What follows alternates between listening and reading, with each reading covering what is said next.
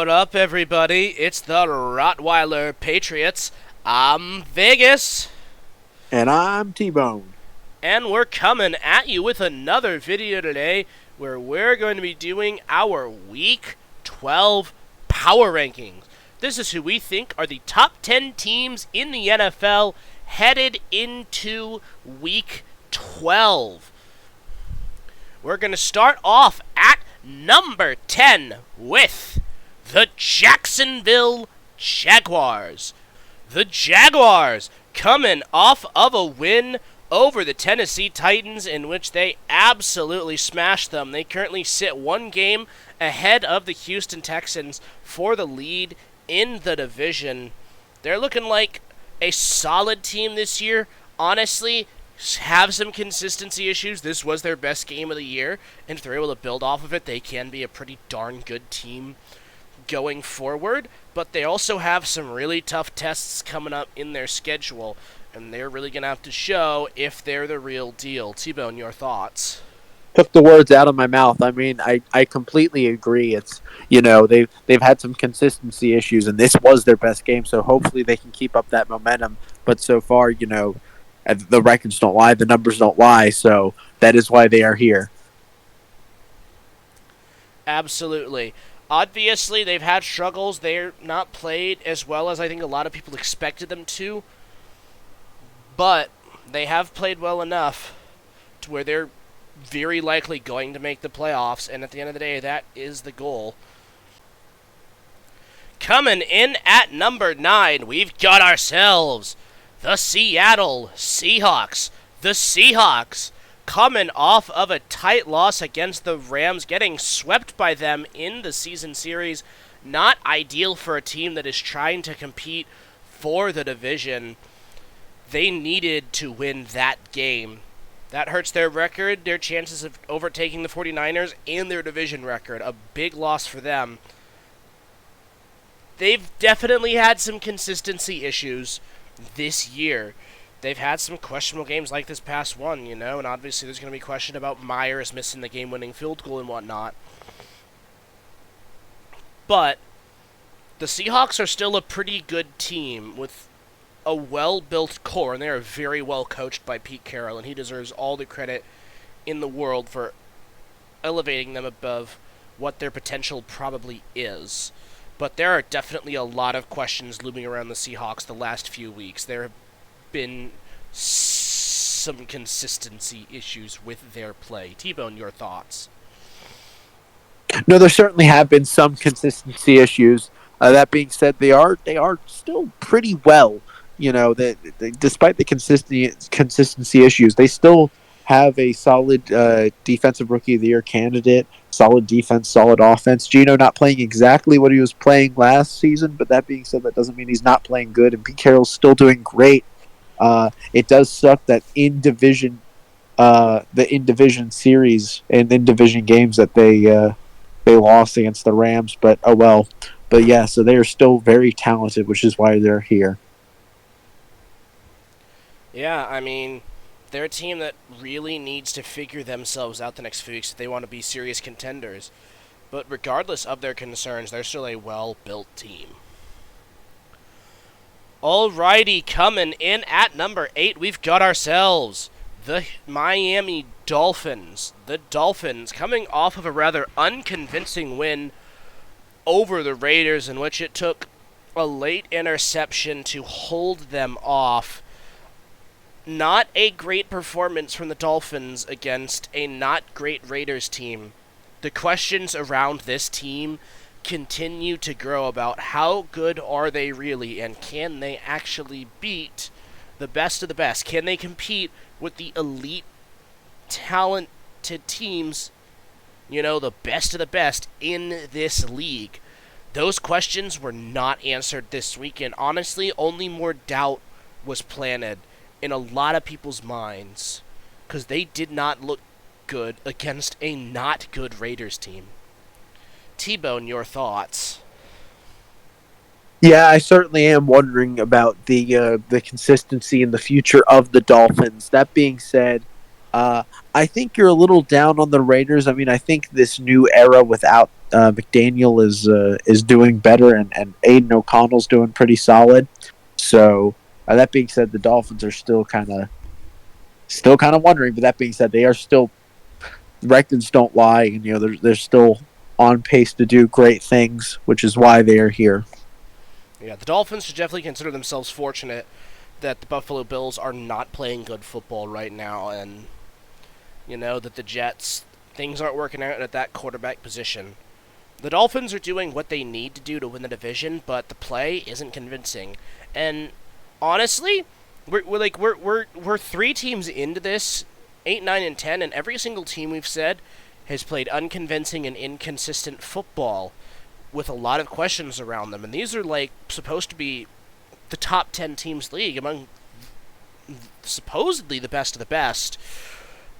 But that's just not the case. There really aren't a lot of teams in the NFL who I trust at all.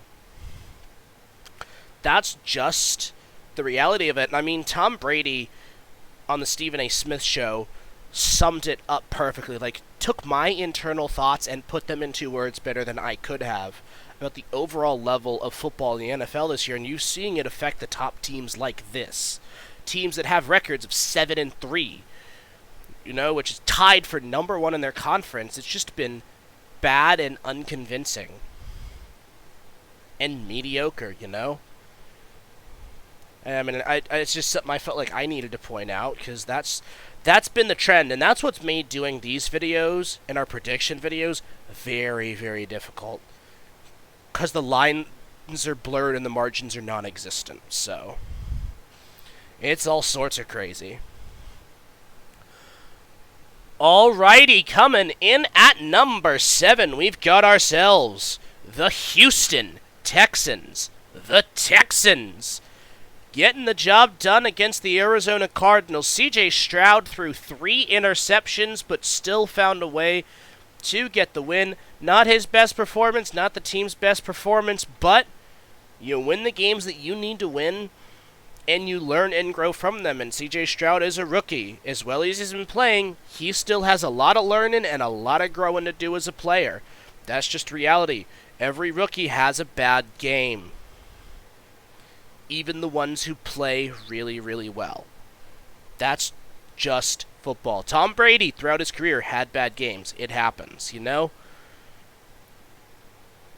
But they did get the win, and they're trending upwards right now, looking at potentially overtaking the Jaguars. The Jaguars are ahead of them in the standings, but we think that the Texans right now are a better team. They've just had a little bit of a tougher schedule earlier on, and it took them a little bit longer to start finding their footing.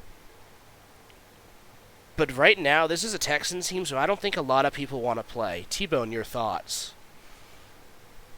C.J. Stroud is in the MVP conversation. Trevor Lawrence is not. Now, I'm not saying Trevor Lawrence is bad. I'm just saying the reason that Texans are higher is because there's a lot of more adversity they have overcome, and are just not luck of the draw is the reason that they are not at the top. So, and they are a great team. DeMeco Ryans is really, I think, if it was not for DeMeco Ryans, Dan Campbell would be coach of the year, but DeMeco Ryans is coach of the year locked. I mean, taking this team and really just giving the Texans something to enjoy. Just, something to appreciate, and, bringing culture to the squad. So, and some rookies have off games. It's part of being a rookie, part of being a professional player. So, I'm perfectly content having them above the Jags and having them at 7.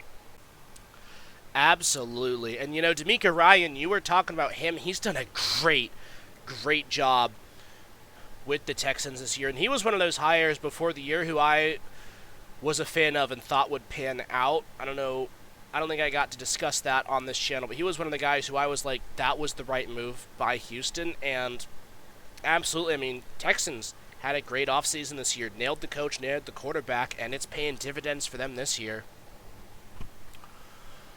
Alrighty, coming in at number 6, we've got ourselves the Dallas Cowboys. the Cowboys, taking care of business against the Carolina Panthers, went in, dominated, came out. 7 total sacks, 2.5 sacks for Micah Parsons. Bryce Young held to only 77 total passing yards, and if you include all sacks, 123 eliminating sacks. Just a great, great day for the Dallas Cowboys against a very bad Panthers team, won in very convincing fashion. And the Cowboys are a team who, with the exception of the Arizona Cardinals, apparently, are able to beat the bad teams in convincing fashion. They're a very, very loaded squad. Obviously, questions about the coaching, that's what's holding them back the most. And there are also some questions, about the quarterback play from Prescott. But regardless, they're still an insanely well-built and talented football team, and that talent will always carry you far. T-Bone, your thoughts? Yeah, they did real great against the Panthers and just had a nice defensive game and a nice offensive game. They're really spreading the sugar around to a lot of people, and they're just this is one of the better Dallas squads of the 2020s, 2010s. So yeah, they're doing good. They're doing solid, doing good work. Absolutely. Obviously, a few questions about consistency and can they get over the hump of the best teams in the league. But regardless, they're still winning the games they should be winning and putting up good performances against good teams, even if they can't squeak out the win. Alrighty, coming in at number 5, we've got ourselves the Detroit Lions. The Lions coming off of a last-minute win over the Chicago Bears, in which didn't have their best performance on the defensive side of the ball. The last couple of weeks, there have been some questions and concerns about their defensive play, but regardless, they have the second-best record in the NFL. Their offense is playing very good football, and they're doing just fine. Obviously, going to have to fight off the Vikings for the division long term, but winning this week, Vikings lost this week, they took advantage of that opportunity. Credit to the Lions there, able to make the comeback win over the Chicago Bears after a not-so-great start, Was it their best game? Not by a long shot, but they found a way to get it done when they were put in a bad situation. And they're winning games more consistently than most teams in this league, which is what you need to do. T-Bone, your thoughts? Took the words out of my mouth. I mean, really, this was kind of a bumpy game, but a win is a win. And the first time they've been 8-2 since, I believe, what was it, 1962. So this is one of the better Lions squads of the ever. And yeah, just good stuff. They when the defense sort of screws up, offense comes in clutch and does what it needs to do. Offense is screwing up, defense comes in clutch. They're a good team on both sides, and they're very complimentary of each other. And Aiden Hutchinson, being so young but so good, got a nice long future. Absolutely excited to see what the Lions are going to do. They're definitely one of those teams to look out for. Alrighty, coming in at number 4, we've got ourselves the Kansas City Chiefs. The Chiefs coming off of a tough loss to the Philadelphia Eagles, in which they went into halftime with a 17-7 lead and didn't score a single point in the second half for the 4th consecutive game. Their defense kept them in this one, but the complete lack of offensive production in the second half really hurt them. And a big part of that is the lack of talent at the wide receiver position. A lot of big drops, including a game-winning touchdown pass being dropped by MVS. And, you saw him slamming his helmet against the wall in the tunnel after the game. He was not happy with himself, and he knew he screwed up, And, I don't know, I feel bad for him. Obviously got to make the play, but that's a tough way to lose a game, especially when you're playing the best team in the league in the Philadelphia Eagles, in which your defense has a really good day, makes a really good Eagles offensive line look like they're the Patriots or Panthers offensive line, but the offense just has to do something in the second half. Again, 4 straight games with 0 points in the second half, and that is the big concern for this team. They are this high because they're the Chiefs. They have Mahomes, even though he's not playing all that amazing this year. Reed, Kelsey, Chris Jones, they have one of the best defenses in the entire league. It's weird saying that the big concern for the Chiefs is the offense, but that's just the case at the moment. T-Bone, your thoughts? Completely agree. It really, that kind of, as weird as that sounds, that sort of is what it is. Sucks that the wide receiver core is a bunch of McDonald's workers, but I suppose, when you're paying Mahomes the most ever per, like a super mega contract over 10 years, you can't really afford to pay some of these people. But, been a little bumpy for the Chiefs, hoping that they can get their act together. That being said, with how bad they are doing, still having this good of a record, that they're going to be just fine once they get over this little hiccup. So, and that's why they are here where they are. Absolutely. This is probably the most questions anyone's had of a Chiefs team going forward at this point in the year, but they'll have opportunities to answer those questions at the end of the day. All you got to do is make the playoffs. After that, nothing else really matters except wins. Win, win, win. You keep winning, you keep going. And they're a team who've proven they know how to win in the playoffs. Even if it's with a little bit of help, totally not referencing the Super Bowl and the AFC Championship game last year. Refs are amazing, I swear to God. If you want our full opinion on refs, please check out the ref rant that was released last week. Alrighty, coming in at number 3, we've got ourselves the Baltimore Ravens. The Ravens coming off of a nice win over the Cincinnati Bengals, in which I think they slightly benefited from Joe Burrow's season-ending injury, and that is just massively unfortunate for the Bengals. As high as we've been on the Bengals, they aren't on the list this week because Joe Burrow's out for the year. And they're just not the same team without him. He elevates them that much.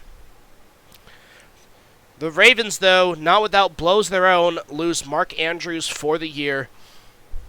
The Ravens continue to be a team that's plagued by injuries, but so far this year, they have been able to get past those injuries. And they've played very good football this year. Lamar Jackson, potential MVP candidate. He's been looking really good this year. The defense has been solid, doing what they need to do. They're playing like a pretty complete team. The big question for them is simply, will their injuries catch up to them? Because it's a brutal league and injuries can very easily dismantle a team's season. The Ravens know this. It's dismantled like their last 3. T-Bone, your thoughts? Fully agree. I mean, Lamar Jackson is looking like a somewhat MVP, one of the MVPs.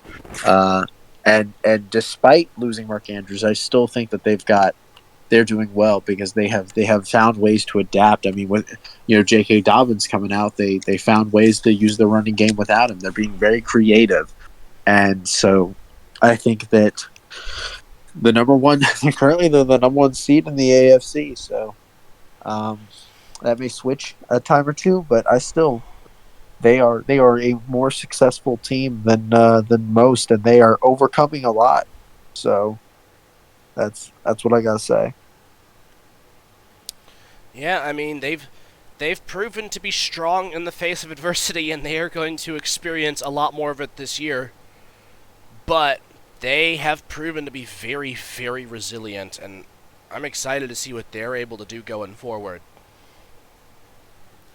Alrighty, coming in at number 2, we've got ourselves the San Francisco 49ers. The Niners coming off of a pretty comfortable win over the Tampa Bay Buccaneers, in which they were completely in control against them. Excellent performance all the way around. Brock Purdy looking pretty good. George Kittle had a great game. I should know he was on the bench in my fantasy team. If you're wondering why, it's because I had Dalton Schultz and I never know which of those two to pick. It's always a toss-up.